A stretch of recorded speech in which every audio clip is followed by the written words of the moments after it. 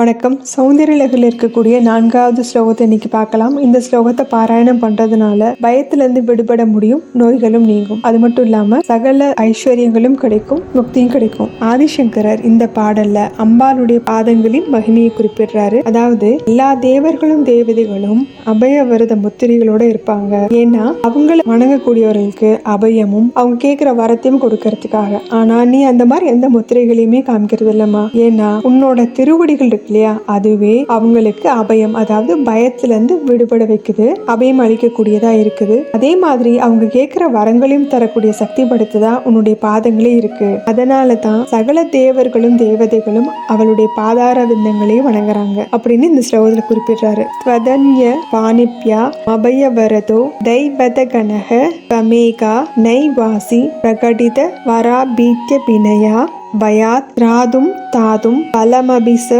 வாஞ்சாச மதிகம் சரண்யே லோகானாம் தவஹி சரணாவேவ நிபுணவ். இப்ப இந்த ஸ்லோகத்துக்குரிய பொருளை விளக்கமா பார்க்கலாம். வதன்ய அப்படின்னா நீ அல்லாமல் மற்ற, தைவதகணக அப்படின்னா மற்ற தேவர்கள் தேவதைகள், பாணிப்யாம் அவங்களுடைய கரங்களால், அபயவரத முத்திரைகளை காமிக்கிறாங்க.